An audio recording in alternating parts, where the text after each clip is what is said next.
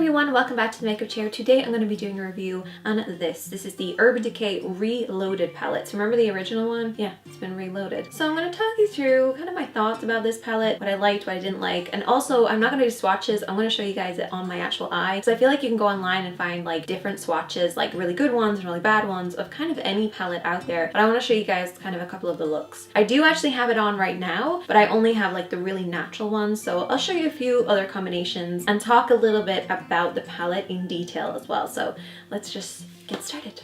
So this is what the palette looks like when you first take it out of the box. It's got a beautiful, almost satiny silk covering. Classic Urban Decay style of mixing fabric in with makeup. Not usually a big fan of it because it does mean that it will absorb product, but it does look super beautiful. And that fabric actually runs through into the inside of the palette where you have a large mirror, and then you have your eyeshadows, which are set in like a really high quality plastic base, which I love, like super high quality plastic. At first glance, I loved these eyeshadows so much. On a little bit more of an inspection, I kind of got a little disappointed, mostly on just the actual texture, not the actual shadows, because I love the shadows. I think they're beautiful. Probably noticed that the outer four are slightly different in size. And this is probably because you're going to use these the most. At least I thought that I was going to use them the most, but let me explain. You have Bribe, you also have Blur on the other side, which can be used as a base and nice matte shade. I would have to use Bribe for my skin tone, and I'm just so disappointed because it has sparkle in it, but it kind of gets away with it because it is so light and the sparkle that's added into it is so light, so you don't really notice it. But I wish that the texture had been the same as Blur. You then have your Barely Baked, another slightly bigger shade. This one is a beautiful highlight, probably going to be used time and time again. What I really like about this is that even though it's a gold, it's not too cool or too warm. It's not too dark or too light. It's going to work on so many different skin tones. So I'm so happy that that's slightly bigger in size.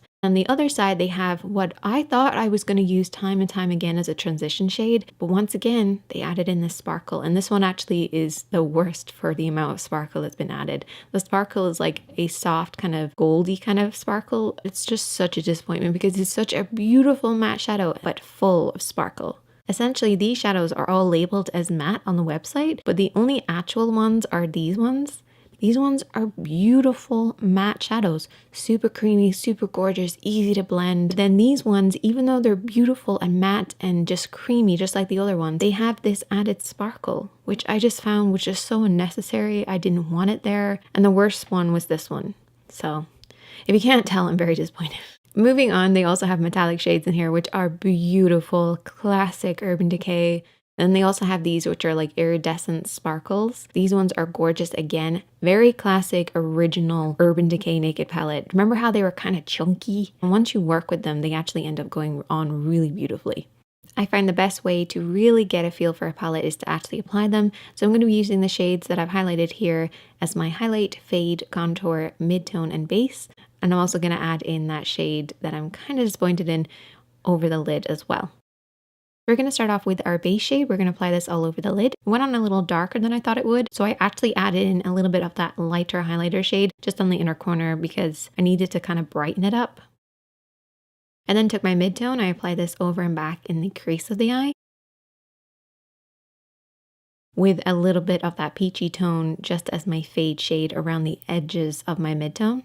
With the disappointing shade, I applied this all over the lid. I feel so bad, and I'm not one for complaining, but I love this shadow so much I just didn't want to see the glitter. And actually, you can't see it on the lid, so that's a big plus. It's kind of there when you kind of turn your head to the light, but overall, you couldn't really see it. And then took my contour shade, which has red glitter in it for some reason, and I applied this on the outer edge of the eye. Once again, you couldn't see the glitter, which was a big plus. I was so relieved. And then took Barely Baked, and I was going to actually cut my crease, and then I thought, you know what? Let's see how pigmented this is. So I applied this with a damp brush and I kind of like cut the crease with it and then used the not so disappointing shade just to blur the two of the lines together. And taking that highlighter shade, then I just applied this underneath my brows and a little bit on that inner corner as well. Overall, I really ended up loving this look. I was really surprised because the colors swatched a little differently and the texture was a little different and you can't really see that sparkle. So pretty happy with that. Next up, I'm going to use the pink tones. So I've labeled these as my highlight, midtone, lid, and contour. We're going to start off with our base again though. I'm going to be using Bribe as my base. Just apply this all over the lid. I've already prepped with concealer. And we're going to start off with our midtone and blend this over and back in the crease of the eye and slightly onto the lid as well. This went on so beautifully. It was really easy to blend. I loved the pigmentation from this peachy tone. I then took the contour shade, which is the darkest of the kind of pinky tones, and I just applied this on the outer edge of the eye and also on the inner corner as well. And already this look just took so much shape because these colors work beautifully together. I then took my lid shade and it actually wasn't that different. So what I had to do was cut the crease and then apply the lid shade over the top, because these two shades, which I was using as my contour and my lid, were a little bit too similar to really create that kind of spotlight look. So by applying a little bit of concealer underneath, you're going to get a slightly different tone. And then I took Angel Fire and just applied this on the inner corner. Angel Fire is very sheer, but over the top of Burn, it went on really nicely. It's almost like a pressed glitter in a way. Then I took Bribe and just applied this underneath the brows. Then I went back in with Angel Fire because I loved it so much. I just applied this around the edges of my cut crease. And this sort of just brightened up the look, add a little bit of shine and glitter. I actually want to do another look using Angel Fire because I loved it so much. I'm really happy with how this turned out. I don't usually use these kind of pinky peachy tones, but I loved it. Really easy to use. The combinations are perfect together. Gorgeous. Give it a try. Now we're going to do the brown tones. So I've got my contour, highlight, lid, and midtone. We're going to start off, first of all, with our midtone shade and apply this in the crease of the eye. This went on beautifully and easily, and this is what I would use as my midtone or transition shade. It's such a shame because I feel like if they had switched these two around, I would have got a little bit more of that transition shade, a little bit more product.